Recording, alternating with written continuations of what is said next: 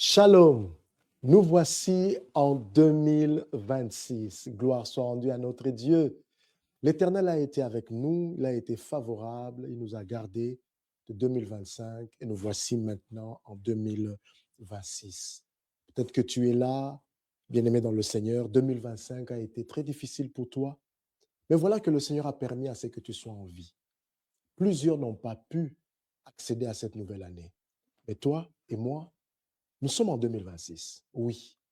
Pour certaines personnes, c'était un rêve parce que 2025, tu as traversé des moments difficiles, des moments de maladie où tu es passé hôpital après hôpital, des moments où tu es passé par des perfusions, des situations un peu compliquées. Tu avais l'impression comme si tu n'allais même pas arriver en décembre. Mais voilà que Dieu a permis, on sait que tu te retrouves en janvier 2026. Que Dieu soit abondamment loué.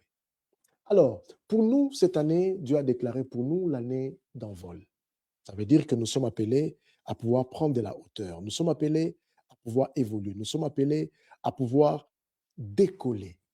La Bible parle dans le livre de Éphésiens, le chapitre 40, le verset 31. Mais ceux qui se confient en l'Éternel renouvellent leur force. Ils prennent le vol comme les aigles, ils courent et ne se lassent point, ils marchent et ne se fatiguent point. J'aimerais t'encourager, bien-aimé dans le Seigneur, et que cette nouvelle année soit une année, effectivement, où tu puisses prendre de bonnes résolutions.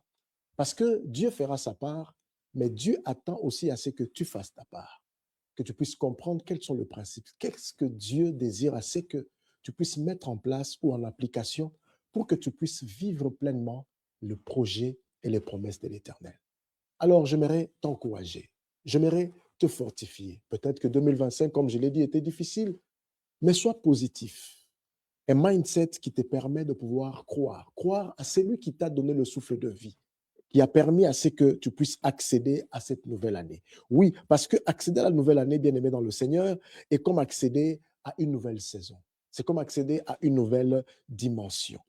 La fin de l'année, bien aimé dans le Seigneur, c'est la clôture d'un cycle, la fermeture de certaines portes. Mais par contre, c'est aussi l'ouverture prophétique d'une nouvelle saison, d'une nouvelle dimension. Je suis convaincu dans mon cœur que cette nouvelle année sera une année bénie pour toi. Alors, si toi aussi tu crois avec moi, j'aimerais vraiment que tu puisses t'attacher et t'accrocher à l'Éternel.